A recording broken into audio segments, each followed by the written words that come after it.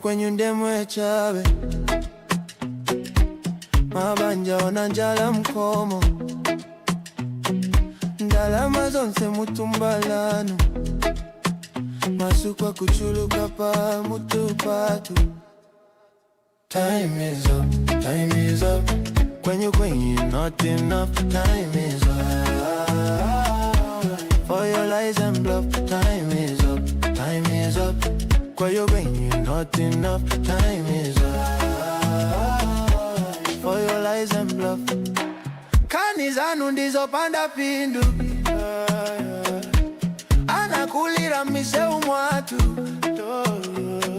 tikufuna chilengedwe cha tsopano osati mapocket anu opindika ndalama. Listen to the cries, they're louder than your lies. You can't silence the truth. It's time for the youth. Time is up, time is up. Kwenyu is not enough. Time is up for your lies and bluff. Time is up, time is up. Kwenyu not enough. Time is up for your lies and bluff.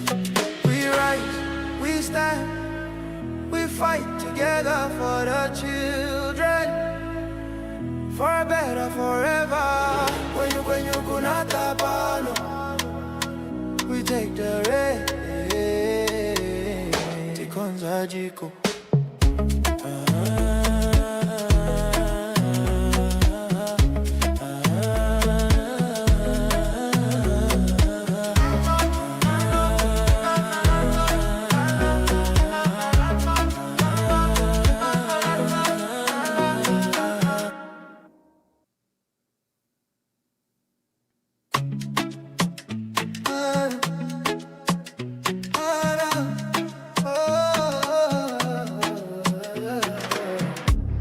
Kwenyu ndemwe chabe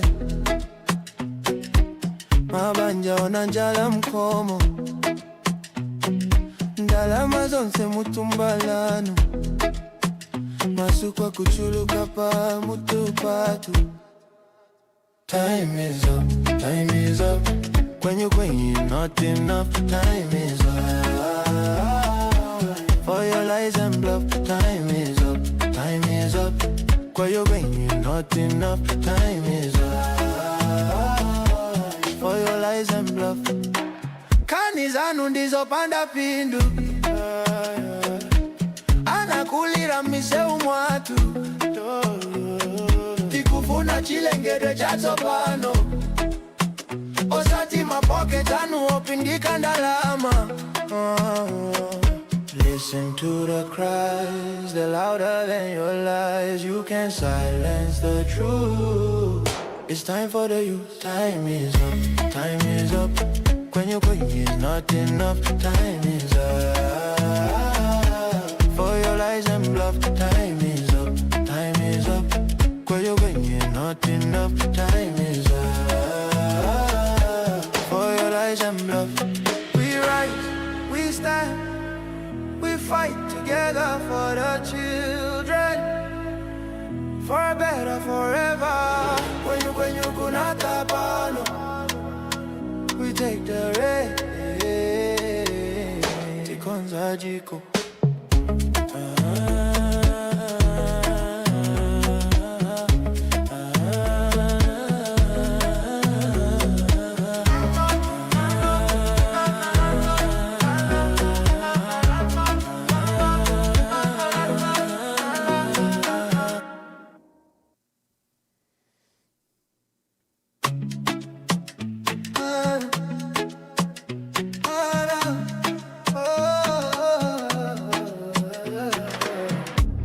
Kwenyu ndemwe chabe mabanja ona njala mkomo ndalama zonse mutumbalano masukwa kuchuluka pa mutupatu. Time is up, time is up. Kwenyu not enough. Time is up for your lies and bluff. Time is up, time is up. Kwenyu not enough. Time is up for your lies and bluff. imani zanu ndizo panda pindu. Anakulira miseu mwatu tikufuna chilengedwe cha tsopano. Osati mapoke tanu opindika ndalama. Listen to the cries, they're louder than your lies. You can't silence the truth. It's time for the youth. Time is up, time is up. When you're going is not enough. Time is up for your lies and bluff. Time is up, time is up. When you're going is not enough. Time is up for your lies and bluff. We rise, we stand, we fight together for the children, for a better forever. When you kunata pano, we take the rain.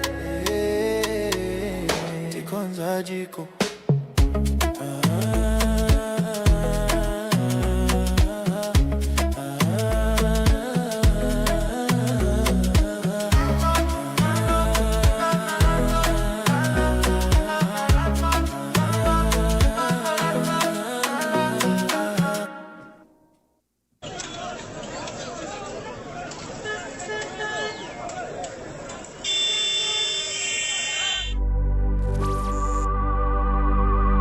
Lero bwacha bakamba mu kyalo kyesu kya Zambia ekyaweka Njoy. Abantu bafa bakamba kule kumumfumbwe. More than 20 people balebe pati ni babiri. Bagamba fish to arufyanye. People have died. Mumino yabakapokola. The police killing people. Why? In the same government bagamba abductions have happened. Magamba, if you're not with them, it's either you're dead or you're in prison. This government, you're going to change big man. Fish to Arfianya Pakubika Mofis. Fish to Arfianya. Why me? Missing. Achani Rubamwaicho and Dishonor. Where is why me? Agent, tell us with your government, where is why me? Give us why me. Justice for why me, big man. Wachila mo HH. Wala tupwisha bega kutupwisha bagamba. Katwale kya kulanda big man. My youth. Maana watata. Sabia tuwasevana. Bagamba. Mwanesa tuwapweni. Mujala tetu. It's a Zambia. Twamona mwempwa. Twamona mwempwa. Nama abductions bagamba.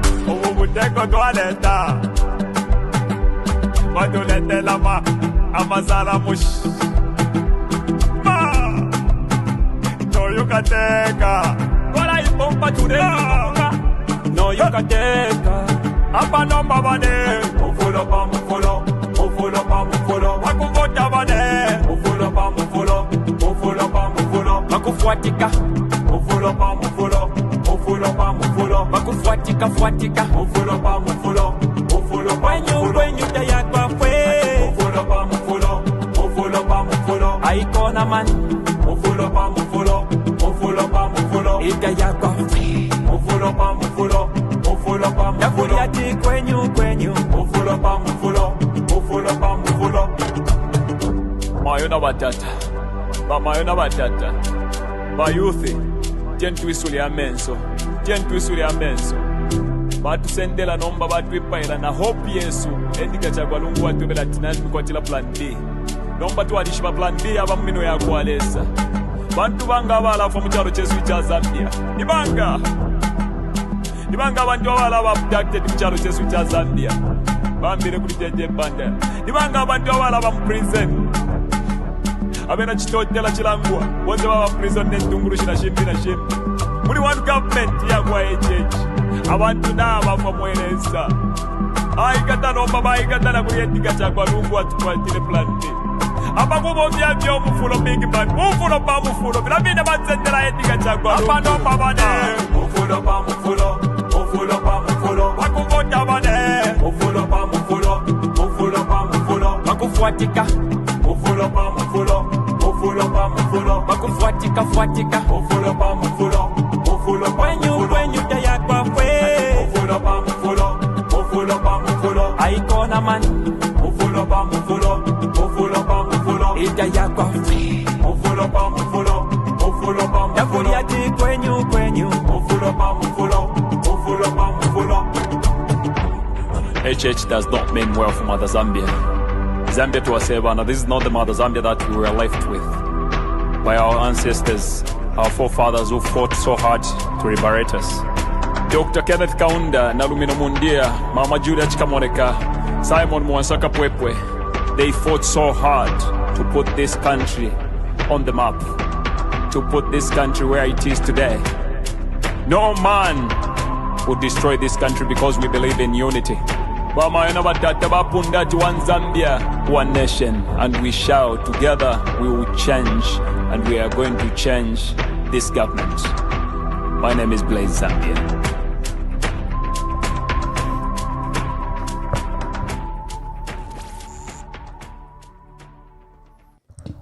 Good day and welcome to today's broadcast. We are grateful that you are joining us on this auspicious day, 7th November, Friday, 7th November 2025. We know you are preparing for the weekend. We know that you're preparing, for relaxation. It's Friday.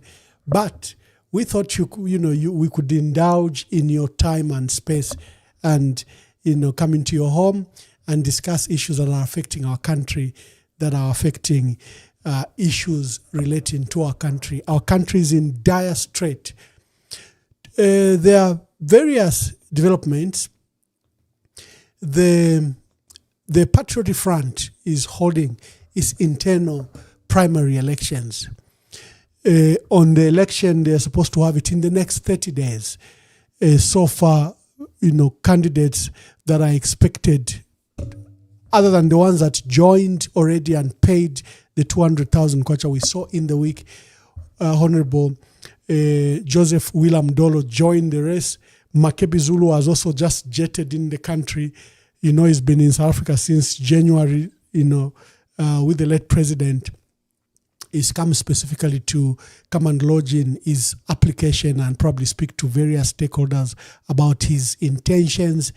If he's filing in his nominations, I've put a notice to him that Honorable Makebi Zulu, after you file in your nominations, I want you on the Emmanuel Mwamba Verified. There are a lot of issues that we need to discuss with him if he's running for, but his intention have been expressed, and to my knowledge, he has come to come and file in his nominations. If there'll be any other candidates, you have William Joseph Mdolo, you have Makebi Zulu, you have Grayford Monde, you have myself, you have Dr. Chimbaka Mbwili, who's recently returned from South Africa, where he was being treated after that stint in prison of about 5 months. You have the acting president, Given Lubinda. You have Mutotwe Kafwaya, Lunte MP. You have Brian Munduwile. Today, Brian Munduwile received endorsement of 29 MPs. That was a remarkable feat for him. Then we have Dr. Chilufya Chitalu, former Minister of Health, and Mansa MP. We have our dear brother Miles Sampa, and these will be the candidates. When the list of members of the Central Committee for the PF emerges as well, we are going to list you and show you. Today is not a show about the PF. It isn't. Today we have a governance expert, and I'm privileged to host. She lives in the diaspora, and we want to know who she is. She's very concerned about the affairs and welfare of our country. Who is she? Why is she worried about our country? She lives in a beautiful life in Europe. Let me welcome on the program Charlotte Salivage Ness. I don't know how to pronounce your Swedish or Nordic name, but you're going to help us. How are you? I'm well. Good evening, Mr. Mwamba. Where are you at? Maybe it's morning. My name is Charlotte Salivage Ness. I'm grateful to host you, and thank you for sparing time for us and for you to come on the program. Let's just delve into the program already. Who is Charlotte Salivage Ness? Thank you very much. And indeed, thank you very much for hosting me, Mwamba. I appreciate that. Charlotte Salivage Ness is a mother of one. I have lived in Norway for 21 years. I'm a health economist, married, and a mindset change activist and governance activist. I am from the Eastern Province and I am from the Northwestern Province. That's a little bit about me. Tell us about your early Maybe I life should also mention that I'm and a health how economist. tell us about your early life and how you ended up being in Norway. Just walk us through the journey. Where did you start school from? You are Zambian. You just walk us through that journey. Thank you very much. So I was born in Kitwe, and I started school in Chingola and in Kasama as well. So I have lived in Kasama, I have lived in Mufulira, and moved when my stepdad moved. So we lived in Kasama, then moved to Lundazi, where my mother comes from. And that is where I did most of my primary school. So I did part of my primary school in Chingola, I did part of my primary school in Kasama, and part of it in Mufulira. And the rest of my primary school up to high school, I did it in both Lundazi and Chama. That is where I completed my grade 12. I was a classmate of the late Tutwa Ngulube, may his soul rest in peace. So I finished my grade 12 in 1996. I then moved to Lusaka. I did my college at Fairview. From there, I moved. I started working. I worked a little bit as a trainee at Fairview Hotel. Then I moved and worked at Mulungushi Village, until sometime in 2002, 2003, and then 2004, I left Zambia for Norway. I came to Norway because of love, and I have been in Norway since then. But whilst I've been in Norway, I worked before I could get into college. I did a lot of part-time jobs here and there because it wasn't easy or immediately when one relocated to be able to get a job, a dream job. Norway, we don't have English as our main official language, so one has to learn the Norwegian language. So the first years that I lived here, I needed to familiarize and learn the language. So I spent, I think, about 2 years for me just to learn the Norwegian and be able to function. So from there on, I decided to get back into school. So 2008, I started my undergrad in international development studies with majors in health and politics, political economy to be precise. And I graduated in 2011. And then from 2011, I started my master's in health economics. I did my master's in health economics and I graduated in 2013. From 2013, I continued my journey to wanting to do something in life. Then I became a mother fast forward, I became a mother in 2015. In between 2013 and 2015, I started working. So I was working at a nursing home. Very tough to get a job. I hope we can dive into that. A job that one is trained for. It was very, very, very difficult. But I tried to multitask. So what I did normally was what did you study? What have you been trained for? So I have, like I mentioned, that I have an undergrad in development studies. and then I have majored in health economics. So it was not easy for me to get a job, and I started some business. I started a cleaning business. I worked at the nursing home. I continued business trading back home, and yeah, started some investments back and forth. Fast forward, I finally applied. So I had to register, by the way. I had to register at the labor office where just to get a job. Maybe they could help us get me a job. So until 2018, if I'm not mistaken, 2018, 2019, I was by then still cleaning. I was doing a cleaning job with my company. Then I remember whilst looking for the job, the labor office had sent me out. Normally, they will help you, they will assist you to get a job. So they sent me for a course in project management. And I remember one of the requirements that was given to us was that when you are looking for a job, when you are doing the course, you also needed to look for a job. So then I had to we were online most of the times. And one time I remember working on the laptop, then I found this page where they were looking for cleaning jobs. And I was thinking, wow, I could find a cleaning house. And in Norway is a wealthy country, and most of the people who can afford cleaning help are those people with good jobs. So my instinct there was that if I was able to get a cleaning job, it would help me present my CV to one of the people that are needing someone to clean for their house.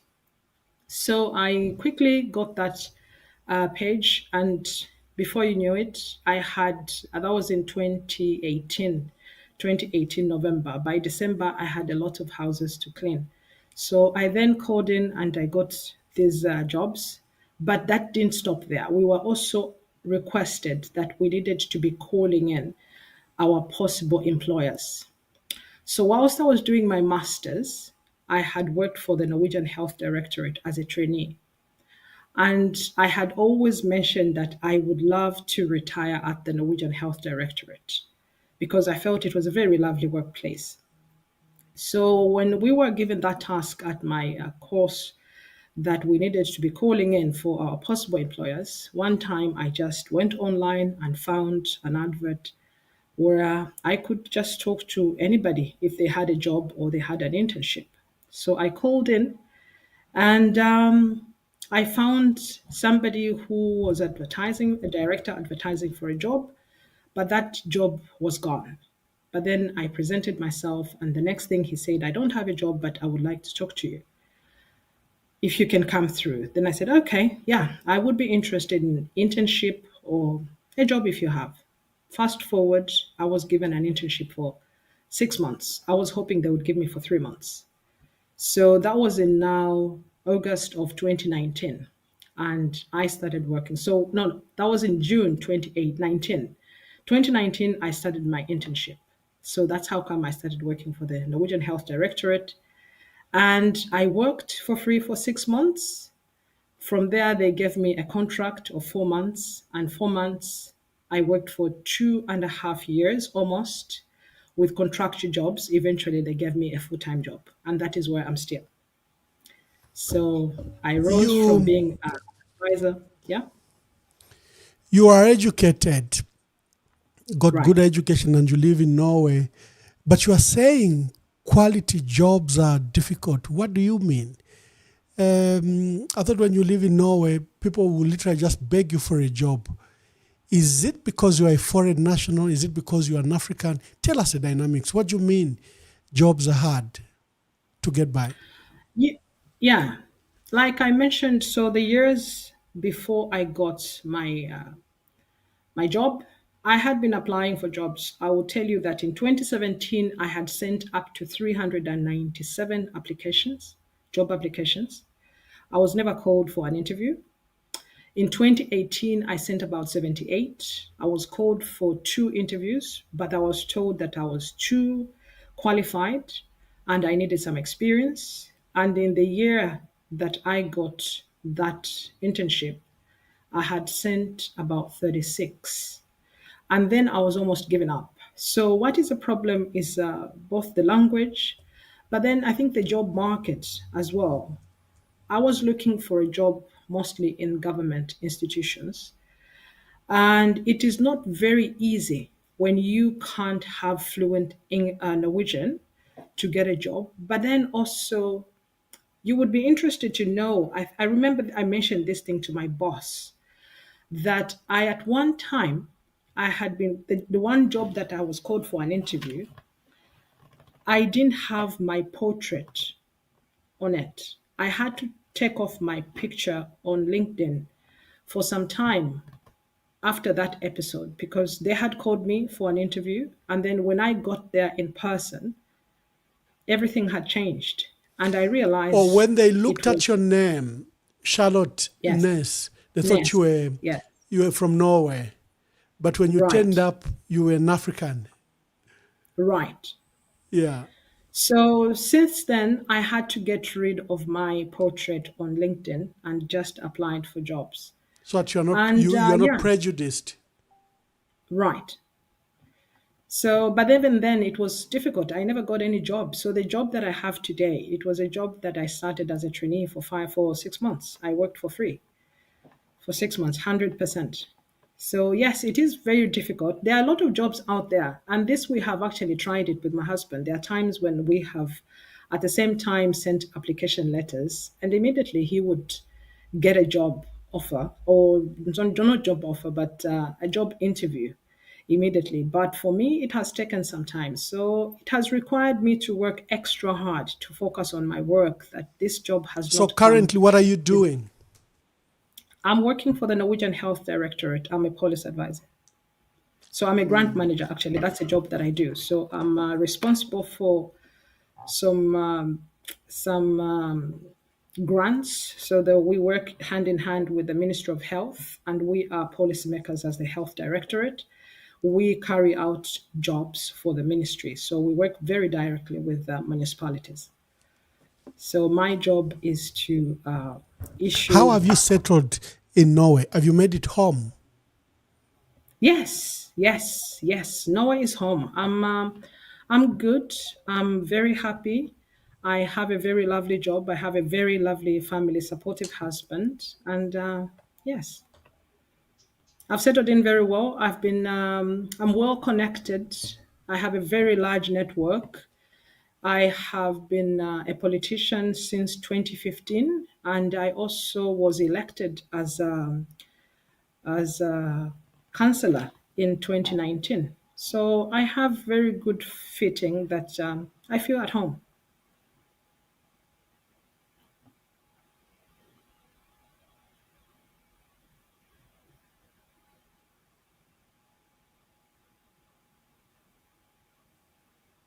Oh, wonderful. Let's transition. Your interest in Zambia. I noticed that you ran a foundation or you have been having some activities. Tell us that transition into the country. So, like I have mentioned, living in Norway has given me an opportunity to ask questions. And even that long waiting to get my job has also given me a lot of questions and answers. So, one thing that I have been motivated with is that Norway and Zambia share one thing in common, maybe others, but one thing that I have focused on is the economic part. Norway was not as wealthy as it is today. 60 years ago, Norway was not, boasting of the wealth that they have today, but something had happened. They took off. Whereas in Zambia, so Norway has got oil and Zambia has got its natural resources, the minerals.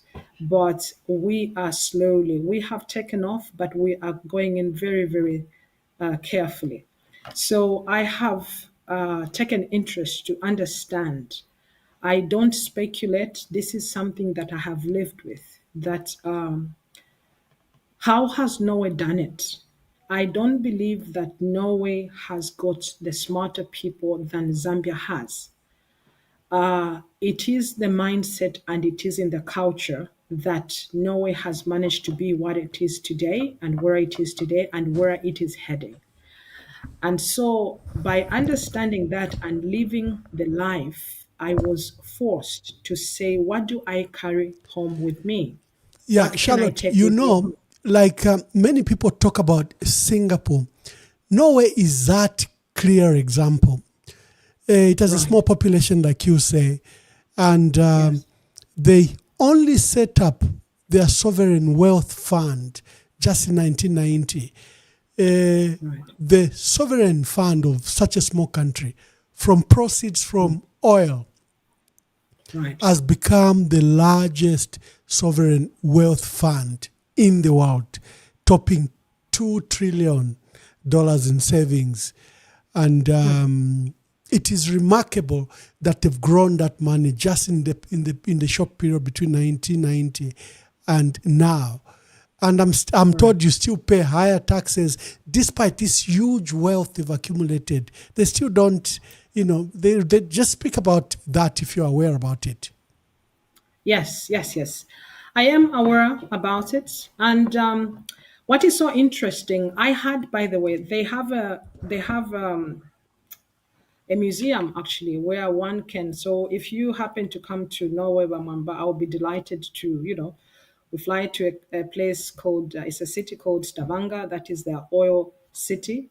And they have this museum where you can learn when they started mining and how the deal was done and how they transitioned to be where they are today. And the mapping has been done as well in the same museum. So you get to see where they have mined and dried up their oil and what is yet to come, what is left out. So everything has been displayed. At the same time, they even have this sacred room that is quite inspiring and quite moving when you move into this room. So they have the people who are working manning the museum. I got privileged that I had with me a guide who was economist. So the people who are working there are well trained and very good qualification that they are able to talk about everything they explain to you. And I told them the purpose of my trip there. So I was privileged to learn quite a lot. But this room, it's a room that will show you how much oil is costing at that moment you're there, and they show you there's a display of how much what you just mentioned, how much money is in the account for the oil fund. And it was there calculating live. So it's there live. You can see how much the oil is costing and how much is there. This was quite moving. And you ask yourself to say, why can't we do this? How did they manage to do this? And then at the same time, they also have another space that is showing you emissions because Norway is quite serious when it comes to, green energy and just how to serve the world. So that also has been displayed. But then when it comes to how they uh, they have been very focused on building. Norway is so focused on the future. They talk about generation wealth. The same fund, they are only allowed by the Ministry of Finance only to use up to 3% each year. Up to 3% they can only use each year. So they are not able to just go and save. They can send them out. No, no, no, no.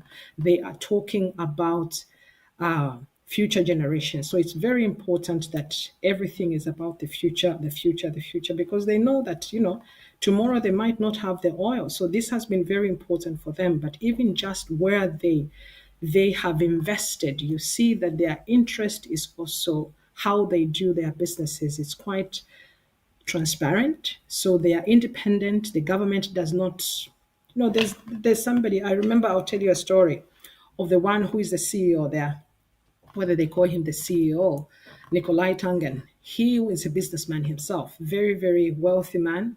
But when he got that job, he needed to, because his part of his business is quite similar to what the job he is doing now as the CEO. So he needed to have nothing to do with that business. He had to completely cut ties with that business, his own private business, because he needed to have no interest when he's working. That is transparency for Norway. And that is one of the major, major reasons that they have been able to be successful in the pension, the sovereign fund in Norway. That is something we can admire. And then the transparency as well. There's no coercion by the government. There's nothing like they can interfere. Nobody can. These are independent. There's a story going on now with the owner of Tesla. Norway has purchased a lot of Tesla cars. And when it was, thought somebody could coerce, the pensions fund said, no, we can't do this. We cannot be coerced into, we are an open book. And that is something that we can admire about Norway. So when it comes to the pensions fund, today the population of Norway can be given up to 450,000 Norwegian kroner. The fund will still have some money. So they have done incredible, but they are investing around the world. There are many, many places that they have invested. Not too long ago, we saw that they had to discontinue doing business with Israel because they didn't agree with what was happening between Israel and Palestine. So Norway can be quite serious when it comes to business, but overall, they respect human rights. They respect, transparency is one of their strengths. Okay. Now take us to Zambia and your interest in Zambia, your Yes. your governance work, your charity work in Zambia. Yes. So with all that understanding, I also felt, why not Zambia? What do I take home with me? You cannot transport what is happening here and take it with you to Zambia, but you could take something. And for me, it was the mindset change. I realized that for us to be able to actualize for Zambia, for me, I felt Zambia must be one of those, enough of the developing countries. Zambia has got potential. Zambia must be able to maximize its potential. And how can we do it? I felt mindset change is the goal. So we started Muzenga Lives Foundation. And by the way, Muzenga is my late grandfather's name, my mom's father. He was called Jason Muzenga Piri. It means building. So that is how come I couldn't find of a better name than Muzenga itself. And off I went. We took up and we went to Zambia. And this is what we have been doing. So Muzenga Lives Foundation is all about advocating for mindset change, but then we are also looking at how can we build that generation. It's very difficult to change somebody who is already grown, but with Muzenga, we are focusing on younger children. How can we channel the mind to start thinking in a growth state, but then thinking that we can be independent? How can we be independent? It's by planting it. I see how Norway has invested heavily in child development. I see how a Norwegian child, we live with a 10-year-old child here, and I hear what they talk about. And I see myself to say, if we could do this in Zambia, we would be able to produce children that are getting into youths that are, they know how to do it themselves. Yes, mommy and daddy guardians will be there, but then what do you do yourself? What can you do? You've got opportunities. If the opportunities are there, do you go as a graduate? Do you wait to be employed? Are you able? You are using the internet every day. What can you do with the internet? Instead of you just going on Facebook and chatting and all this, what can you do with your life? There's a lot that is happening. So we thought going with the mindset change would infuse something in our future generation. So we have focused on sport, we have focused on advocacy, we have focused on ECT. So these are places that we have been working, and for us, it's been a blessing that I get to reconnect with my people. But then you also get this fulfillment because you get to interact with the people themselves, and then we talk, and then we see the growth as well. So that is how we have been working with the Muzenga Lives Foundation. So we are working around the country, different places. We have focused on orphanages mostly because it has been much easier for us if we're going to focus on orphanages because they are in one place and we can easily, work with them. Oh, wonderful. What is the state of the country? how do you find Zambia? Where are we?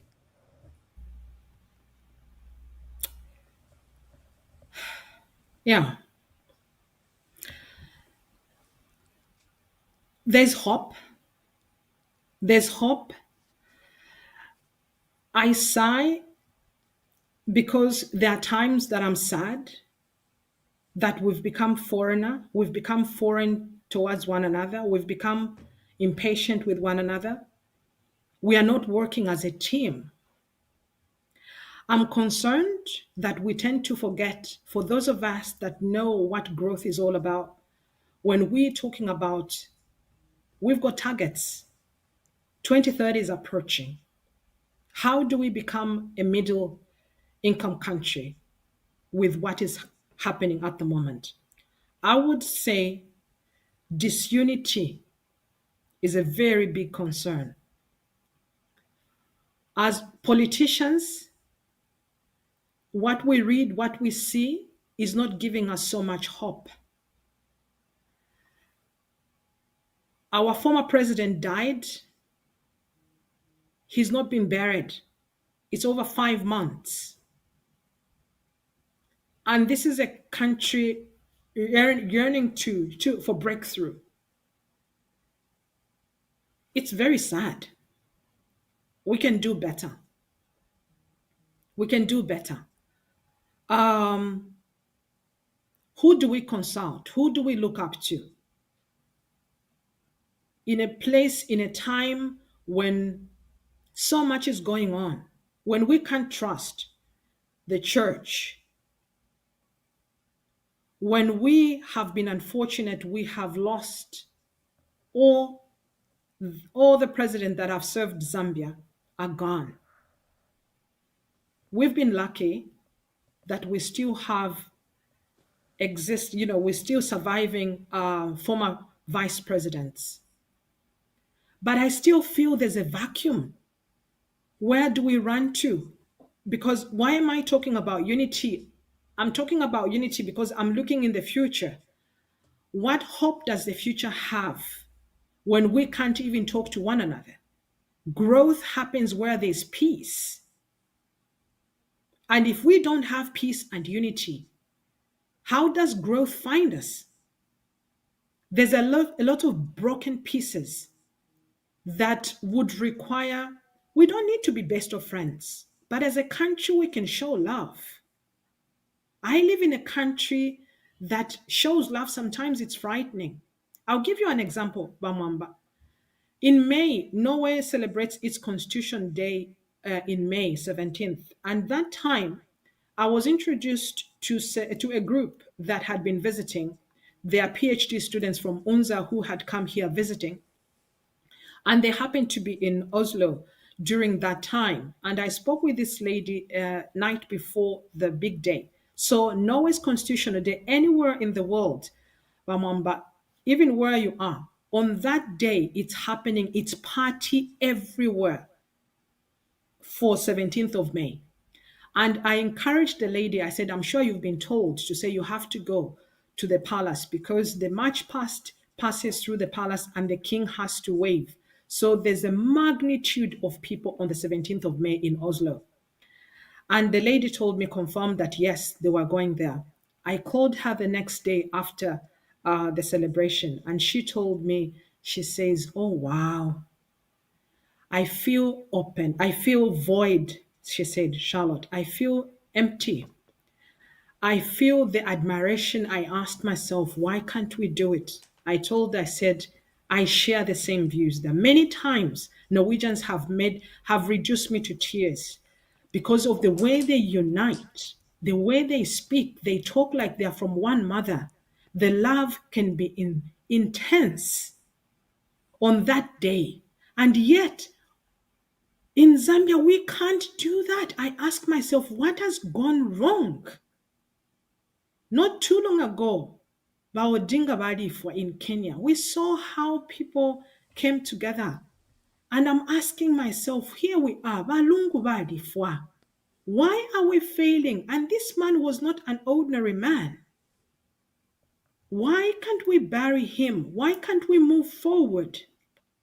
Christmas is coming. What are we going to talk about? We had independence. Why can't we be compelled by such functions that now we just have to put our foot down and it is what it is? Let us bury the remains of ECL. He played a part, he played a role in this country. So, yes, there's a lot to talk about when we look at the economy, where it is today. We have been reading that there's a projection that our GDP will be at 6%.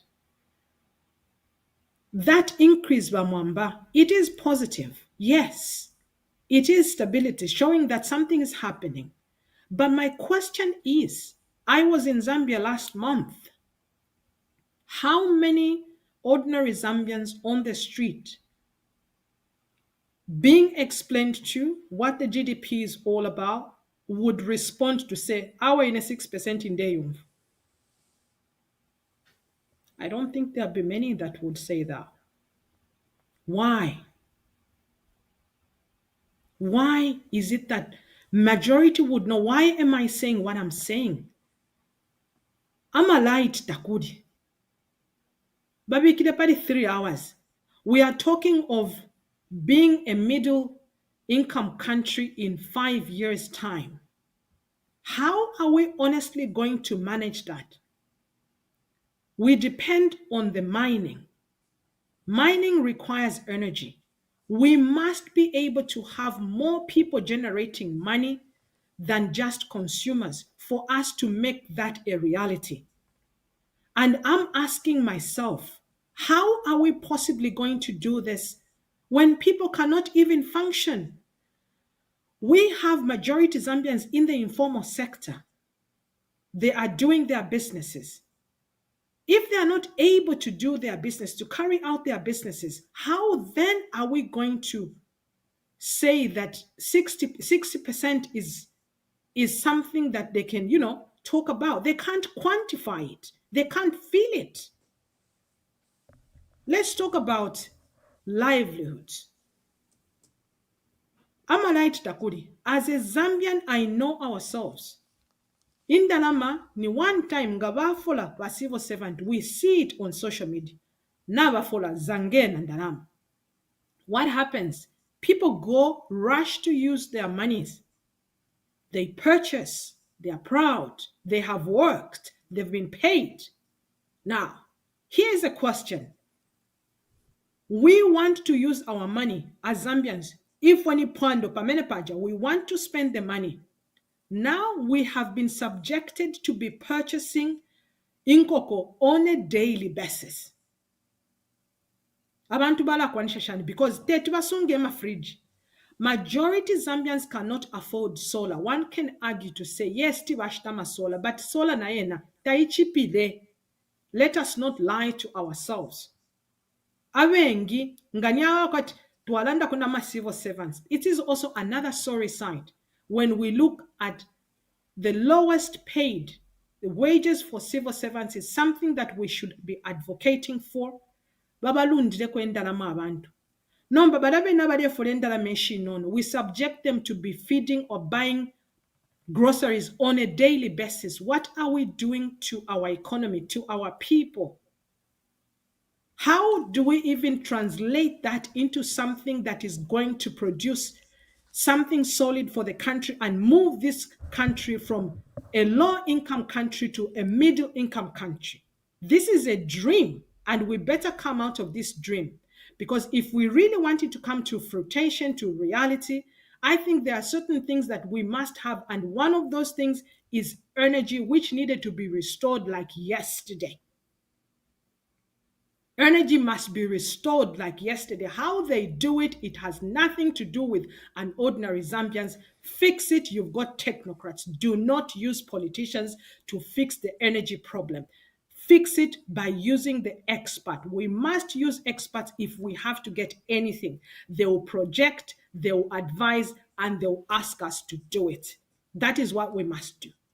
We have Parliament to guide us as well. If it's anything that must go through Parliament, let us respect Parliament. Let them do it. Let them guide us on how we must do it. But energy must be restored in Zambia. Yeah, Charlotte, have you been following things like the current constitutional making process? Have you been following the voter registration exercise? Yes. What are your views about these major events that are happening before elections? Why now? I would say this, Mwamba. The Constitution Amendment, there are certain things that I would like to be included. I would like powers, amakayamu yapwe kopanon, kuli the top leadership. Amakayamo yapwako kuli top leadership, whereby there must be a ratification to say this must go through Parliament. Who has power over this? Let it be ratified by Parliament. That must be included. One of the areas I would talk about that would need ratification, maybe those strong boards like the SCC. Who is the director there? Right? Who is the director? Who appoints? Auditor General. Who appoints? Oh, sorry. Auditor General. Who appoints? Those key positions, Chief Justice. Let's take, for instance, the court by Supreme Constitutional Court and the High Court. From those, let them now choose, select, and take it to the president to say, President, Salenba Chief Justice. How is that? So why am I saying this? There will be, when we are independent, when we have independent bodies that may be also ratified by Parliament, we will not be ending up with a request to amend Constitution when we have 5 days to an election. Whether the arguments in the bill for amending the Constitution are viable or not, the timing is just not right. The government will be accused of so many things. And the most important one, they are trying to amend the Constitution to serve their interests because there's an election coming up. That is the argument that majority people will use, especially when we look at the timing. I would suggest that the bill drops. It's left, Mr. President, it's not too late, and let the people. So when you ask me, Mwamba, about the Constitution, I'm looking at the voter registration. The voter registration, we saw the ECZ, they had a press briefing where they also announced that they had registered up to 1.2 million. They had a ceiling of 3.5. There's just a day or so, isn't it tomorrow or so, that will be the deadline? I'm asking myself, if they had up to 1.2 a week before the deadline, that should not make them too happy. The question we should be asking ourselves, why are citizens not interested in registering? Have we gone out with adequate information at the right time? Have we reached out to the people to tell them that there's this exercise coming up? Kindly go out there. This is where to find. Are we hearing megaphones around our areas to say, register, register, but sensitize people? Because I'm asking myself, out of 3.5 target, we are at 1.2. Why? And are they going to extend? Ideally hope so. Because if they are not, why? The Constitution. So what we are seeing here is the information is lacking, or we are not talking to the people. If we are representing it's for the people, then let us talk to the people before. If we are doing something for the people, let us inform the people beforehand so that people are on board, because otherwise they will accuse us of being selfish. And this is how it's appearing when people cannot turn out. I mean, an election is very important, Mwamba. What will happen with that difference if they don't even reach the threshold? What will happen then? Those should be our concerns. These are Zambians. This election is for Zambians. Now, if I'm a Zambian to participate, then who are you doing it for? Yeah, yeah. Okay, dear viewers, we are hosting a governance expert, a Zambian national based in Norway, Charlotte Nice Salivage. Salivage, where does the name come from, Salivage? From Chavuma, Zambezi. From Chavuma, wonderful. So we are hosting Charlotte Salivage Nice, and she's coming as a governance expert. She just told us her life in Norway and, and her work in Zambia. Make your call. We are discussing the state of our country, the state of the nation, and you can make your contributions. The lines are open. We will have at least 3 hours of stable power supply daily for retail customers. You can even clap for me even if you are annoyed. At least this is a direction. Ifwe nga fwe beekala kyalo tukaana efyo okutyatatula ekifo kya amendment leke after my elections nakiranda okutiira ati ife ali mu constitution ye government ireteeka ali mu opposition so immediately 2021 ero balina okukita constitution amendment ng'ekyali kya number 1 pantu napa kushita oppose ubuteeko n'ekyo balimu n'efirubo ifyo obuteeko bwa mulini omulandu okwebatiro tuya kuma elections ero beso balandi okutya tiyo constitution amendment kwena inenga parwandi fe kulubali lwandi inende ekikaana katuishi mwebekala kyalo mwebene pantu inendeera nda pamutima wandi bati kabiri inendeera ndokutira ati ine pamukumo wi ndi mfumu y'abantu pamukumo. Why is there no load shedding in Saudi Arabia and there's load shedding here? Where there's rain, where there's water. There's no rain, there's no water there. Brain power, thinking, vision, ichimonwa. Munenu ali mweba takwata ichimonwa. Mamu fiantamo, mamu bika. So today you are complaining. There is no issue of climate change. It's a leadership, it's the vision that is lacking. Because the sun is shining more when there's no rain. Do you know the opposite of rain? The opposite of rain is heat, is sun. So when it rains, you can produce, under UPN you produce power by enhancing hydro, electricity generation. When there's no rain, lesser rain, it's hot, it's sunny, we will generate power from solar power stations.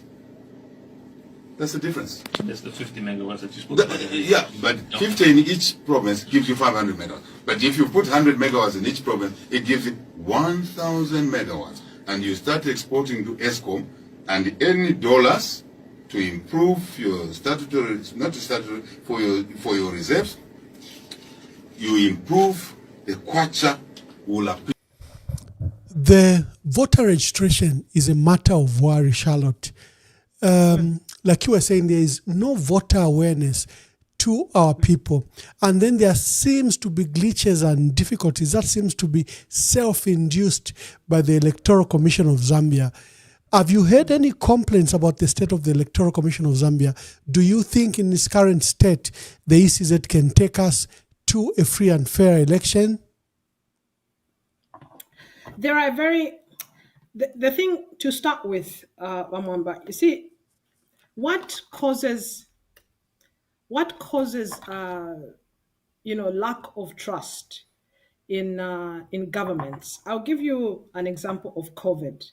During COVID, there was a lot of theories, No, wafuna kutipaya, all this. There's a lot that came through. And some, they said it was difficult because majority people did not trust their governments. So there are a lot of citizens that were shunning away from taking the vaccines, right? And then there were those that had, up to 80%. Citizens were, bringing themselves to say, we want to get vaccinated. Why do we get to have those theories? It's because we create room for those theories to start, coming in. We allow room for, people to mock us, mock governments, just discredit government. Now, in this case, we have seen the director, the top leadership at the ECZ, We have seen her in the past. She has been associated with the ruling government, the political party in government today. That already was a concern by majority people. So before we even question of the credibility of how the institution stands, if its leader was associated, I just gave you an example of the leader of the sovereign wealth fund here in Norway. He had to do away with his own business if he wanted the job. He couldn't be found wanting. Now, here is a situation as credible as we would like the Electoral Commission of Zambia to be. We go and appoint somebody who was once an associate of the party in government today. That already is questionable. Whether she is working there as credible leadership, but that already in itself, it's a problem. How do people relate? How do they associate for her doing just for Zambia? Why would it be wrong for people to think otherwise, that she would favor the party in power today? Because she was once a friend of theirs. And this is on record. So those are some of the issues that we need to avoid if we really want to see Zambia moving forward. Those are small glitches that, would throw us out, would question our integrity, because already there, it's a question of integrity before we even move to the institution itself. And now, when we come to the institution, we'll say, Isabina Adibola, umuntu otethe ushali. Umubiri wesabe na ubola. Umuntu otethe washali. How is it going to be possible that one side it is perfect and then the body? No. We know where it is emanating from. So I think that already says a lot, much as we would want to argue, but there's a question whether this would be credible or not. And it has been timing. We cannot ignore in this day and age, we cannot ignore everything that has been published on social media. There's some truth to it. Sometimes, not sometimes, most times, if you are going to share some information, at least try to ask for authentic. How authentic is this information? But yet, we have been hearing around social media where we have heard in some areas there's been some registration which started a long time ago. In some areas, there hasn't been. Then you ask ourselves, why is it happening this way? Why aren't we doing it for the country? We have an opportunity to move our country forward. Let us unite. If we are going to be in leadership, let us see how best we are going to find credible leadership that will not be segregating us, that will not be making it difficult for Zambia's growth. Because some of these glitches, Mwamba, are not just about the election next year. There's a lot that is at stake. A lot that is at stake. If we talk about the current happenings, the cost of living is high. People are not able to get jobs. Majority of graduates are not able to get jobs. When we talk about empowerment, we get to see that it's not a lot of people. We have seen some empowerment that have gone out, the CDF. How can we measure how CDF is working? So if we are going to be careless with an election like this, it looks dark for our country. It looks dark for our country, and it's quite worrying. Dear viewers, the broadcast will be brief, so if you have any contributions to make, sorry, the phone was off, but I've just switched it on. Make your contributions. We are hosting my dear sister Charlotte Salivage, nurse. She's a governance expert. She's a Zambian national based in Norway, and she participates. She has a charity organization that has been doing some works in Zambia. Are you playing any role in the coming elections, Charlotte? Do you at one time hope to transition maybe from civil society work to politics? Have you identified the constituency? Do you in any way, have you given a thought to that? Or you will remain a governance expert to advise the politicians and policies?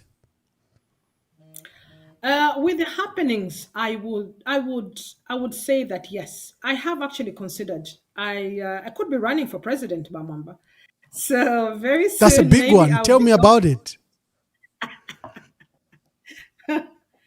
No, it isn't a joke.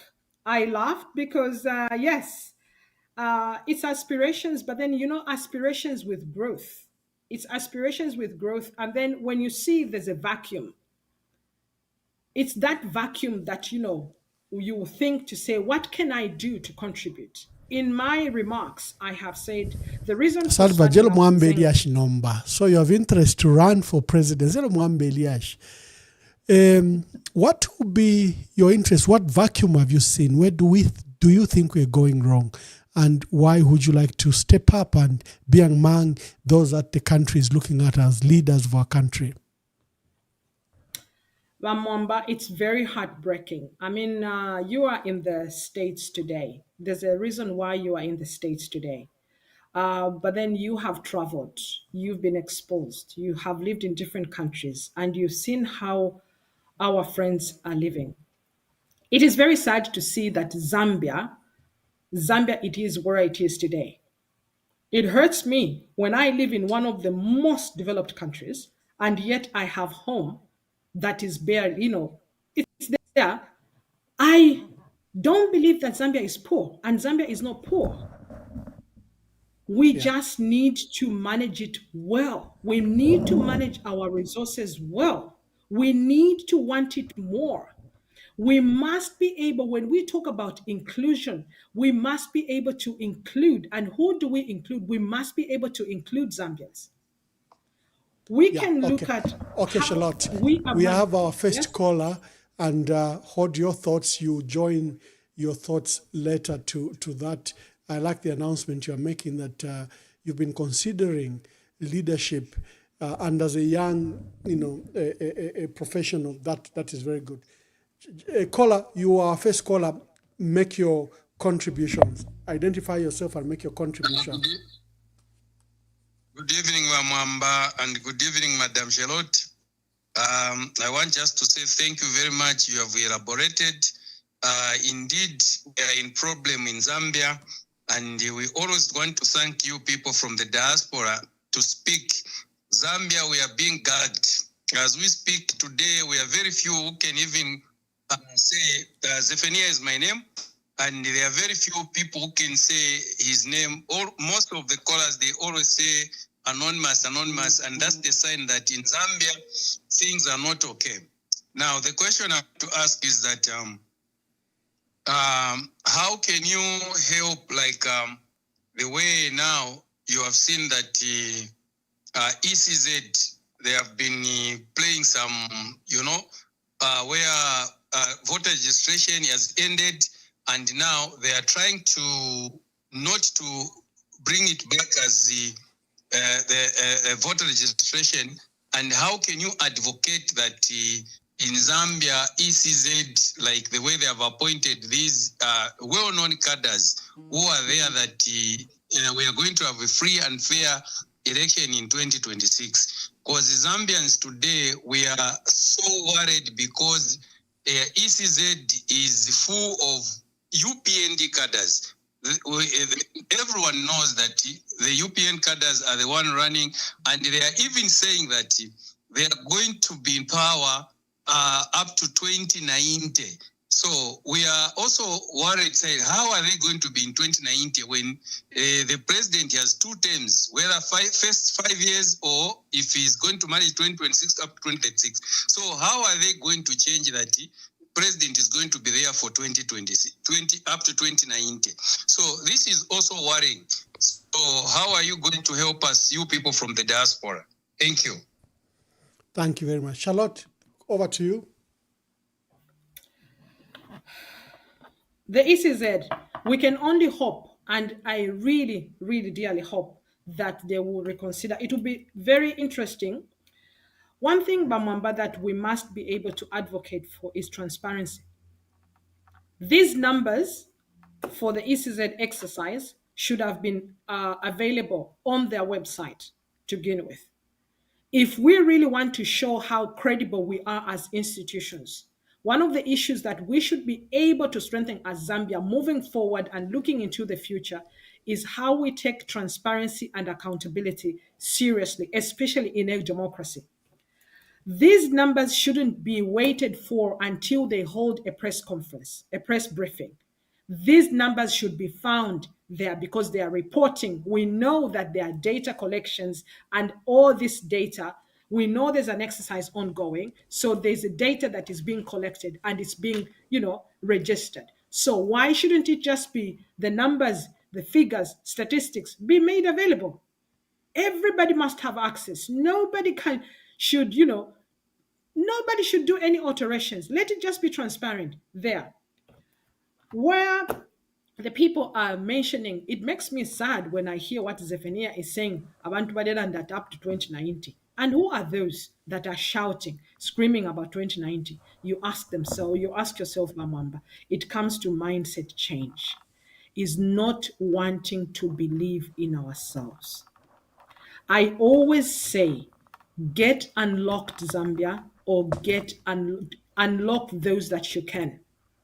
When people are unlocked, they would never find themselves shouting to say, HH bakafika until 2090 or UPND 2090. Unless you who is shouting, screaming 2090, you are seeing yourself as the next leader who would move forward. But if you are just shouting, even the president, I don't think he would be there rooting and being happy, you rooting for him to say Paka 2090, because then he would say, oh, wow, what a sorry sight. Having citizens who would be rooting for me, this is 2025, and they are looking at me serving them as until 2090. That shouldn't give you hope as a leader. That shouldn't give you joy as a leader. It should make you sad that you have citizens who don't dream. They are ordinary people. They are happy to be led. No, not in a democracy. Those should not be coming on our lips. That is not a conversation that we must be having. And it's nothing to, mock others, trying to prove yourself, flexing. This is not about flexing. It's about the country. It's about continuity. It's about continuation. We clap for His Excellency Hichilema today. If he's doing fantastic, the people of Zambia, and by the way, don't be intimidated by all those noise. The best and the big teacher and the one that is going to mark the paper that is going to be done next year, it's the Zambian people. So if the Zambian people are very happy, satisfied with the performance of His Excellency HH, then definitely he's getting back. But if the Zambians are not happy, unfortunately, no. But again, it also comes out and tells us to say how credible our institutions. Can we trust them? If the trust is not there, then we have a problem. You are a policy expert. What policies would you like to promote in our country to shape development? We've already discussed the sovereign wealth fund and how, we have copper here. Have you mirrored those thoughts of probably how we can get a wealth fund created using our copper resources? And since you are in the health sector, where do we get it wrong? The health sector is another sorry sight, Mwamba. I got really affected during COVID, I'll be honest with you. I remember when I was getting my 4th jab vaccine, I remember majority of my Zambian people had not even gotten the 1st jab. I saw kupunda mzungu anikonde sometimes inshaishibanga mungulunga it's just very sad. We must be able to love ourselves more. We must be able to value Sorry, ourselves Charlotte, I've got more. I've got a caller. Charlotte, Yes. you come and answer all the details. Let me just... Hello, caller. Please tell us your name and where you are calling us from.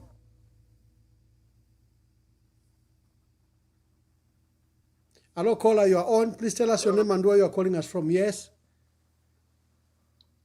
Oh, this is Professor Miti calling from Lusaka. Professor Apparently, Miti. I've just joined the program. I'll ask later. Oh, okay. Okay, thank you. Thank you. Thank you so much. Continue. Professor wants to hear from you before he can make contributions. Yes, please. So I was saying, when it comes to the health part, I felt very affected by the picture of it. That you know, we are friends. We are friends of many countries. Many countries, they want. We have investors coming. There's interest in Zambia, and yet, Mwamba, it took some time before our people got vaccinated. I'll tell you one thing. We got married in 2021. My mother could not attend the wedding. And the reason is, Mwamba, she had already been vaccinated, but it's because she had AstraZeneca that was from India. And AstraZeneca vaccine from India was not approved by the EU here. And that is the reason why. But Mwamba, who gets to approve what is good health on behalf of other people? Why at that time couldn't Africa produce vaccines? What are we still doing as a country when we are so rich? We have a lot of countries that have got interest in our country, and yet we're poor. You know, I can tell you the story from the African Union when COVID broke out in January 2020 and it was developing rapidly, and by February they had locked us out. There was no medicine for COVID. It was a pandemic that was highly infectious, and there was no way, for example, to protect some of our health workers. One of the key problems immediately arose was from personal protective equipment, PPEs, that our nurses and doctors and workers in hospitals needed to wear, because among the biggest casualties were health workers. So at the African Union, we began to organize, because no African nation had planned, like any pandemic. No, we didn't plan for this. And then we didn't have requisite material or medicine to deal with this. So lucky enough, we had Jack Ma, the billionaire from China, who visited us and pledged that he was going to donate for Africa protective equipment, face masks for the first time. Some of us were seeing them for the first time. And he did the donation within a period of, I think, 2 weeks. And because I was in the forefront of those advocating, Zambia was listed as among the first 5 out of 55 countries to receive the PPE material, the equipment for for our health workers. Cool. And then he said, because now what was killing people were respiratory infections, and he said now he was going to donate those oxygenators. So Zambia was among the first one, and lucky enough for our country, we didn't close the airspaces. We went as a group of ambassadors, we went to Ethiopian Airlines, because it was the only airline flying. All airlines across the world had closed. And for Zambia, we didn't close, and that is why among the first countries in the world, in Africa, that had those PPEs was Zambia. Because as soon as Jack Ma's equipment came, we received it. For me, we immediately dispatched them to Lusaka just within a period of 2-3 days after freight processes were done. By the time now, towards 4-5 months later, the issues of vaccine had come in. I think we're going towards the end of the year, August, September, and now the entire world was on a shutdown, but there was this fascinating solution of vaccines. We were allocated as Zambia 8 million dosages of vaccines. And like I was a very active ambassador, and I even made a huge announcement from Ethiopia that Zambia was among the few countries that would receive the vaccine. Oh, first of all, Lusaka called that, why did I make the announcement? Do you know why? Because people were home and people were on social media. And on social media, there was a message raging how harmful the vaccines were, how vaccines were killing people than COVID. And the influence of social media, there was this huge repercussion against vaccines. And my country, although we are among the first that I secured the vaccine for, the government needed to take caution and begin to do awareness programs, because you just can't ignore the power of social media.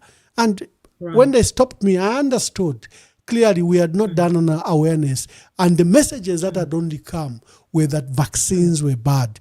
And if you notice in Africa, we're among the numbers were the lowest in the world for people that got vaccines. So don't get surprised. I'm coming to your issue where you said, but you were in your fourth shot when Zambians were getting their first shot. Because first of all, there was this apathy against vaccine. Then there was these conspiracy theories about how it will make people infertile, how they'll lose their lives, how Bill Gates and others were promoting population control. The power of social media, you cannot ignore it. And it had affected the policy implementation of vaccines. So I thought I could just contribute. No, thank you very much. And we appreciate you, Mwamba. You really have served the country and on other levels. And we hope we get to see you more. And hopefully the 200,000 that you have paid, we haven't forgotten. So we hope to see you getting active. By the way, I have a question. You presented a PF portrait with aspiring. I didn't see any female, Mwamba. So do something about PF. We need more women coming up. So Wakari Pile, your duty will be to urge the women, the powerful women in the PF, to participate. We have Honorable Brenda Nyirenda, who's the current acting SG, who had expressed interest to stand, but she didn't proceed. In fact, we have, as a party, we've made it very easy for our women. We've said their fees will be lower. It will be only 100,000 kwacha, because we recognize the challenges our women go through. The men are hustlers. So the men are paying 200,000. The women are paying 100,000. So I'm glad that you are asking the women to participate. Just finish your thoughts. Yes, no, thank you so much. So one of the issues that I would definitely want to look at, we are looking at progress. How is Zambia moving forward? We want to see Zambia, the takeoff has happened, but we want Zambia to maximize its potential. Therefore, we must start looking at ways of how we can make this a reality. One of the issues that is impeding progress for Zambia at the moment is the debt. That we can't run away from it. But again, it's reliant on the mining. We must be able to diversify where we generate income. The country must be able to generate income. And that is why I insisted that energy needs to be restored. You played a clip where the energy minister is saying at least 3 hours. But what is 3 hours? I'm a phone ya charger in 1 hour, 40 minutes, 2 hours. We are talking of 3 hours of what, honestly? That is not even right that he even went to make that. He should have just asked Bambifi Balandafi. And it's not too long ago, the same minister was on Diamond TV where he was boasting of 15 hours in some area in Lusaka. Then there was a U-turn. This is not just right. So I hope this will just be temporarily, and they should restore the power. The president gave us so much hope that this would be a thing of the past. So I ideally hope that they get to do something. Now, where should Charlotte, we be Charlotte, just hold your breath. Let your callers come in. We have a caller. Please tell us your name and make your contribution. Thank you, Ambassador Mwamba. This is Sinyangwedani. Yes, Mr. Sinyangwedani, make your contribution. Yeah. Thank you very much. First and foremost, Ambassador Mwamba, I want to echo your words. There's something that people don't give credit to the late president and his government. It was during the COVID time. And for me, I really give respect to the ECO, how he conducted the COVID during that time. Credit has never been given to him, but for me, that was proper leadership, and may his soul rest in peace. I've been following you by Charlotte, and she said so many things about what we can do and what we're not doing. One thing that touched my attention was we have got resources in Zambia. Zambia is vast, more. We have got so many minerals that we can tap and lean.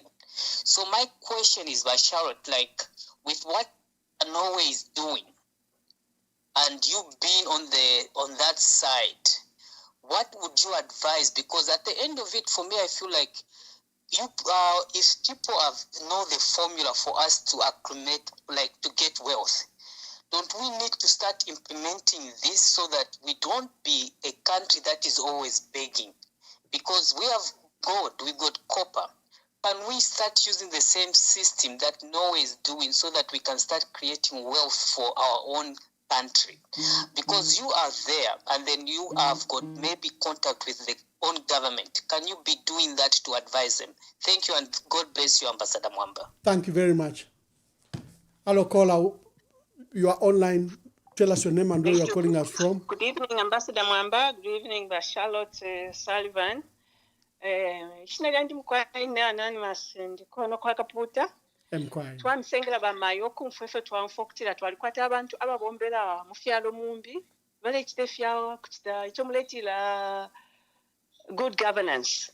Elo ifo kuno ku Zambia tatumuliko nomba muletu mona fe tuleka sabana. Bamayo chishi muinga chitapo pali ififimano fyonse mwa palwa na fya kutungulula ifyalo fimbi bwino kufyalo kukumirundi kumbi. Elo kuno kuchalo tule shingwa na moneni ku ECZ. Ichiletele obusanso ku Tanzania ni chinshi kukana akwata good governance. Abama MPs na opposition parties balelanda ichi chintu muichita mwebuteko mwebali mu office mwebali mu power. Awe mkwaiba mayoba labambina abemika fyama tuyabo na support yabo abatifwe kano tuye kuma elections with the reforms. Usha suminishia kukumkaka. Nomba moneni voter registration mu Zambia ngani ku Northern Province na abalira sana nalitamba ba Chief Mwamba wakasama. Uko bale inongo nyokulanda chita batupele nshikuishingine shiteikulu. Yet kwetwe mu Lusaka paka nyamapo, it has been there since Katushi September, August, July. Balele mbesha kuma Western Province chaya mbaka leta tuishibe no kwishiba bamayo what can be done ineshita pantu muchipingo mwali beshiwiri landaliti nangu tebwingi bwanshiku lesa kuti atuchitire chintu chikulu nangu fepaka shitaka kulekelesha lesa kuti atuchinjishe chintu since mwemfi bombero eko muli mwefi bombero nalosha mukutila mweba kweta amano ayayo enderela mulechita good governance mufyalo mumbi iseni mutu tungulule tukwete Zambia imbi ya kushila abana nabeshikulu besu ni inefie. God will never mark another Zambia, or God will never raise another colonial kind of thing, scramble for Africa. Baka marking a Zambia yimbiat eyi. Tukaya kuisa ifuni hapa penefula mayo. Seni mutu wafo kutungulule chichintu. Chishi chinga chitika to stop this road ya kwebati. Na tumona ba ECZ chairperson. Ni ba kade chine okuchira na pali ine. Ine na abafe mumbali mumushi.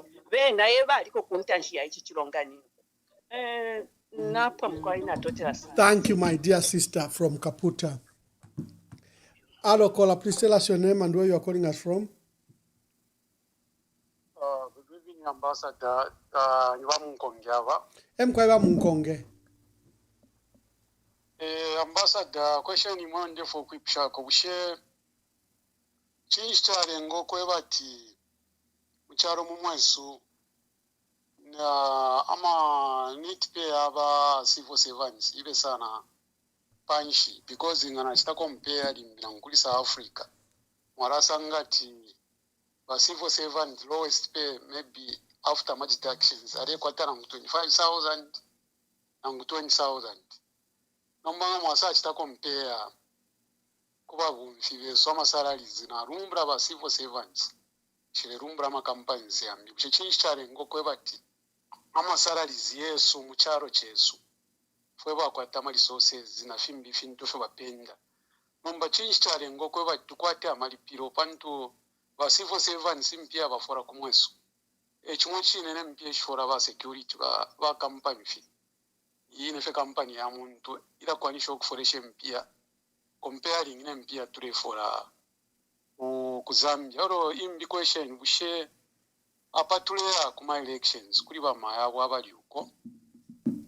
takwabako ama NGOs ayafu abantu nga chakwe bati bachitikishwa ngo ino musango tulepta mpantu natu kumonoko tuleya pamura ndulimbi not human rights at large maybe pama elections takwabako ama NGOs ayakwe bati pantu kumwensu kuli uko ashupa nga watu wime fe parove limbi pakwe bati wambi okubika abantu munshiro fe mwinga chita protect charo imbafuire bakuronga nomba takwaba kwa NGOs yambya yakwe bati abantu mu bayingirira pakwe bati bapusuka ngachakwe bati kwali ama NGOs ya ifyo kuti batu afwako pakwe bati twaingira muri ayena ama NGOs pakwe bati twapusushe charo chesu kali oma political parties kuli ubwafya sana so ngakwali kwa ama NGOs independent abaroresha pa abantu kali kwali befya kwe bati na pera example like ngakwaba nangwa civil kula baba shanyuko batuma ba UN nombanga chakwe bati like crisis iri mumweso takuri koma NGOs ya moya ko bati bachita ko alert pakwe bati bara abantu bafuirishiwa ko kubombera muri arama NGOs oro imbi question achira ipushabama bushenga chakwe bati ulefo ya omulimo bwabo caregiver ku charo mwaba ma procedures nshufire wakonka ngutwa chitashani napona pera mkwai. Oh, thank you very much. Thank you very much. Charlotte, you can tackle some of those questions. Thank you very much. I will start with the caregiver jobs. So Norway is, like I have mentioned, Norway is a very transparent country. Any job, be it caregiving or teaching maybe would even be problematic, but healthcare jobs, you must be able to have a work permit. So the first things that they would look at is each paper chakubomberapo akuisa kuno pakutuba mpere permit yakuisa mkwikala kuno mufuire mwakwata permit yaku naba mpera offer so mwachita apply and then mwaisa mkubomba. But as a caregiver I think tiaisa shupa sana omulandu wakwe bati fo kuno ichitundu chino wijanta kwa bechisungu. And then ama places ayengi ya government so mukasanga tinango ama homes ayengi ama nursing homes ya government ama private thing sana kuno kwatu fya mungasanga kwa America nango ku England kuno ifingi fyonse fyaba fya government. So meaning that ukuisa musange nchito bufuire mu aba system iya kuikale ya kufisama kuno taibomba. So mufuire mwachita apply mwaya bampera permit and then you come here. But of course mufuire mwasambidire chitundu so liminga musanga te okay kuli nchitosho muleka biro kwisa bomba kuno nimi mwatampa kwali bano Wijan School center oyo mwinga sambidira ko mwambo kusambidire chitundu then at least jamule chita apply ni chitundu na mwishi bakali so ofo yaba ko but yali bako controlled sana fya.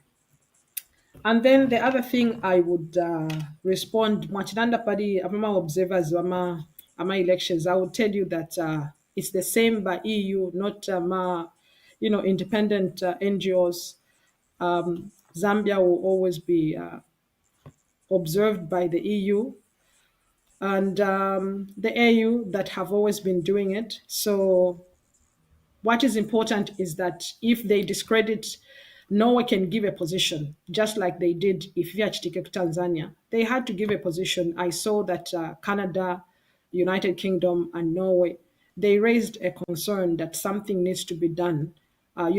Correct measures needs to be done before maybe the inauguration. There was a statement that was passed on the 30th of October where they saw, because this was coming in the media, seeing what was happening, that there were people being hurt, people died.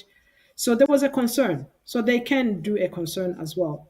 And the UN, of course, will have to come in with an investigation. So, yeah. Other than that, Bamwamba, you were asking me about what is it that I would be looking at. For me personally, he also touched on a civil servant. For me, what is important is that we need to look at the future of Zambia and how we want the profile of Zambia to look like. We have been affected by corruption, and especially the new Dawn government. From the onset, our president has talked about zero tolerance of corruption. He was going to fight corruption. He has shown much more interest than the previous governments. He has been there talking about, corruption free, corruption free.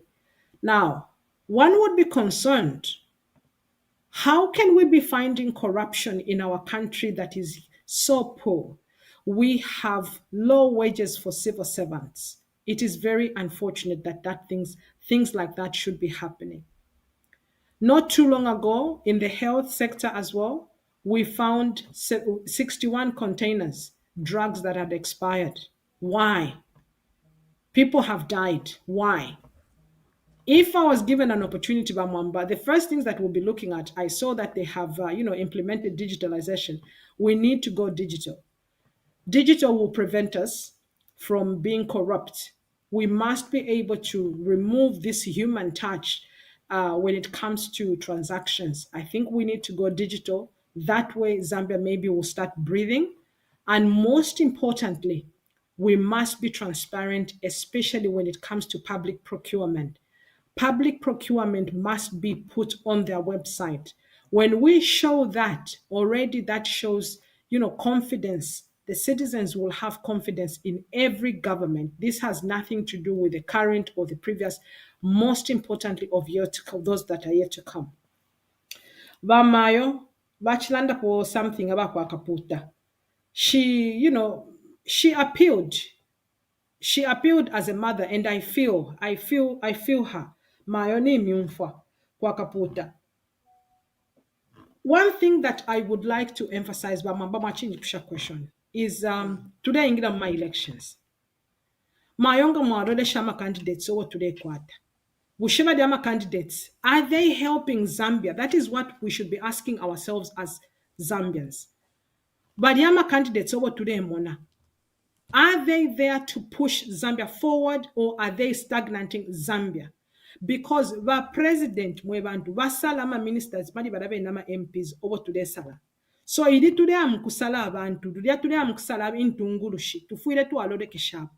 Ni intungulushi shamsango shan today sala. Do they have the interest of the people, or do they have the interest for themselves to get themselves a job? This is where it's important as Zambia that we must play a role. Remember how it was in 2021. 2021, Zambians were fed up with the Patriotic Front. They made a decision. But I'm asking ourselves, did we make that decision because we were fed up of the Patriotic Front and forgetting what was yet to come? Quite all right. We spoke. Zambians spoke to say, enough of the Patriotic Front, we try somebody else. And the ones that looked available and were ready was the UPND. But what criteria did we put in place to elect, to choose those leaders that we are putting in place? Because even as we start expecting good results for the country, we must be able to say, who are these that are going to be implementing these policies on behalf of Zambia? That is very important. We must be honest with ourselves. Let us not just look bad at the leadership. Let us take responsibility as Zambians. How prepared are we to go to an election? Do I even know who I am going to be electing? Who is going to be talking on our behalf? How much do they understand the problems that we have in our community? This is very important for Zambia to move forward. For us to be able to see everything that is going wrong and to start suggesting how we can do better as a country, those leadership must come together. It's not one person among 20 that should be talking. It has to be interactive. We must be a Zambia that is interactive. How involved are traditional leaders? Let us look at rural development. How important, we talk about diversification. Diversifying where? This is outside Lusaka, right? Now, who is involved? How is the road network?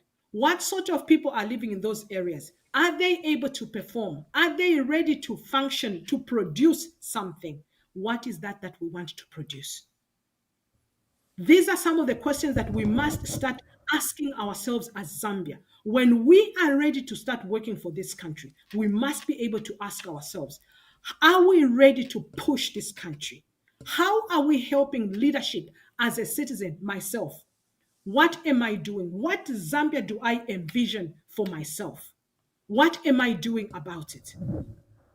This is very important, Mwamba, that we start now asking ourselves these critical questions, especially as we start now looking. Look at the Patriotic Front. Nabakwatama leaders, abengisan.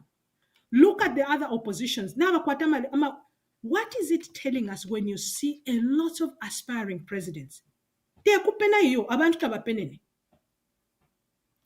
are saying there's a possibility that they could actually be leading the country. But what interest are the candidates having? How prepared are they?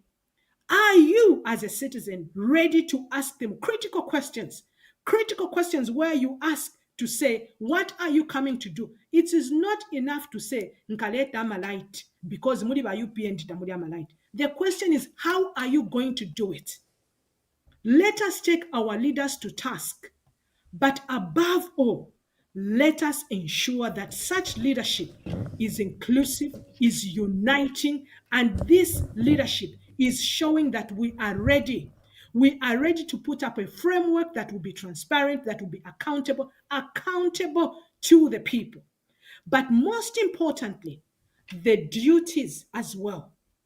The duties that will be able to function independently, so that we are able to produce tenganda iyo tensaka iyakwe bati umuntu fyonse fye ule sonta inebonka la tungulula. No.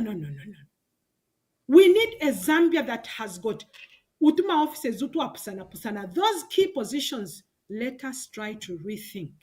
Bamwamba, the question of the constitution, I would say clearly, yes, we must be considering to amend the constitution, but we must give it good time.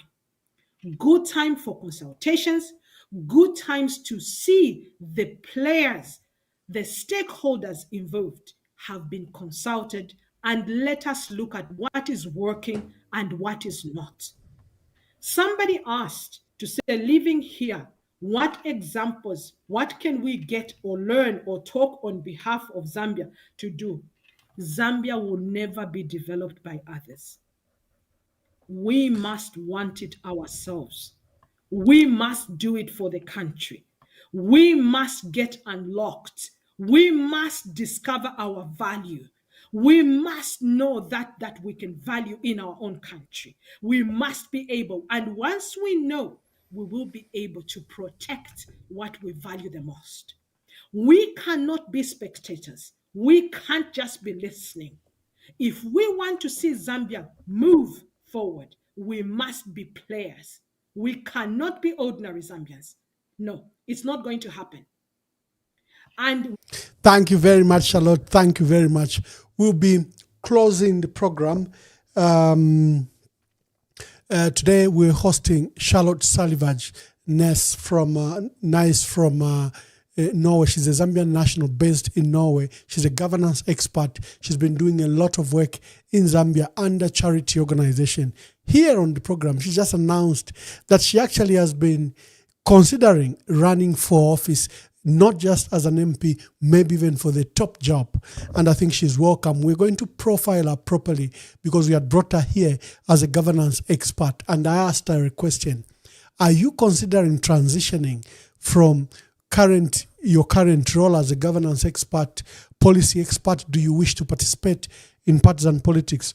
Our answer was yes. So, we will bring her as she begins to consult, reaches out back home, and when she's put her system together, we will then invite her to come and speak as a presidential candidate. We've done that to many who just come. I remember Honorable Sebastian Copeland and John Sangwa, they came in their previous roles, and when they finally made a decision, we brought them on to profile themselves as presidential candidate. So when Charlotte Ness is done with her consultation, she will come as a presidential candidate. Charlotte, I'm going to invite you to make your last remarks. Thank you very much, Mwamba. I will say unity Zambia. Let us bury our late President ECL. Let us find as Zambia, let us find our strength. Our strength lies in our differences. We must unite with how different we are. We are special. There's no single ethnic group that is special than the other. We need one another. We are one great 10 provinces, and that is where our strength lies. So I hope, and for Zambians, especially the young, the youths, we must be able to find our purpose in life, and let us choose not to be ordinary people. And the mothers out there, it's going to be all right. Let us keep pushing like Bamaeva kwa Kapota. We see you, we hear you. Let us keep on pushing.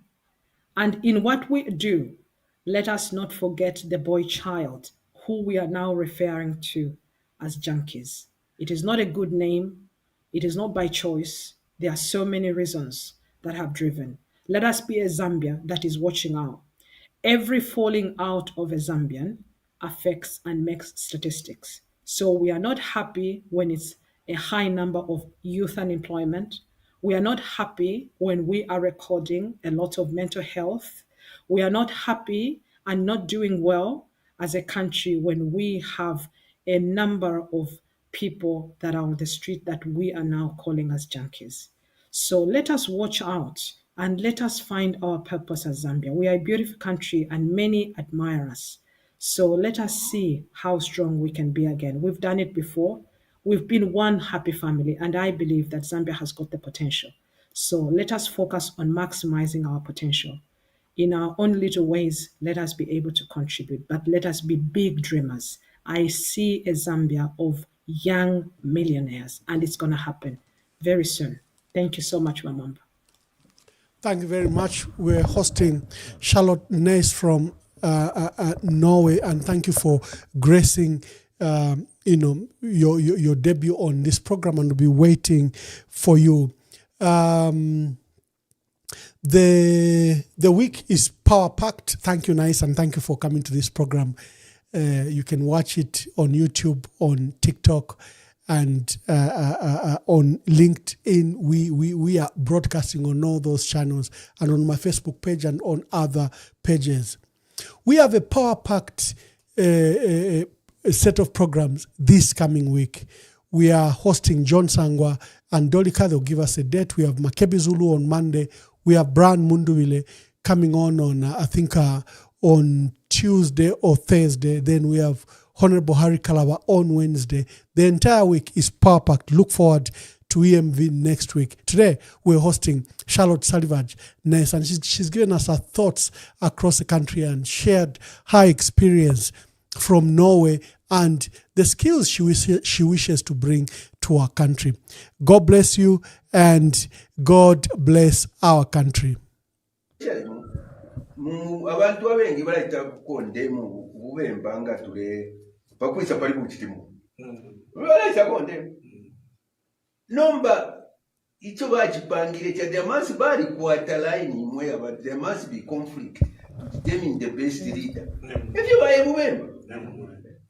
are bubemba yomura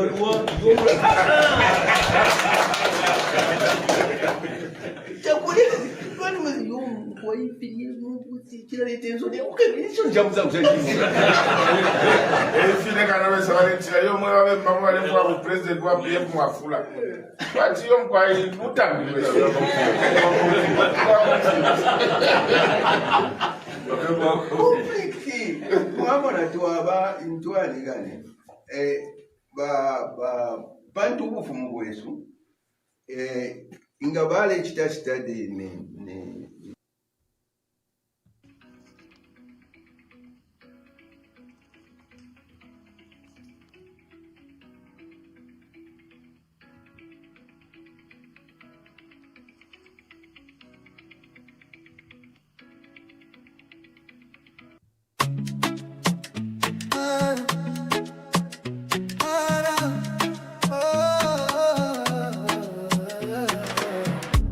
kwenyu ndemwe chabe mabanja onanjala mkomo ndalama zonse mutumbalano masukwa kuchuluka pa mutupatu. Time is up, time is up. Kwenyu not enough. Time is up. For your lies and bluff. Time is up, time is up. Kwenyu not enough. Time is up. For your lies and bluff. Kanizanu ndizopanda pindu. Anakulira miseu mwatu. Tikufuna chilengede chatopano. Osati mapoke tanu opindika ndalama. Listen to the cries, they're louder than your lies. You can't silence the truth. It's time for the youth. Time is up, time is up. Kwenyu is not enough. Time is up. For your lies and bluff. Time is up, time is up. Kwenyu is not enough. Time is up. For your lies and bluff. We rise, we stand, we fight together for the children, for a better forever. When you kunata pano, we take the rain. Tikonza jiko.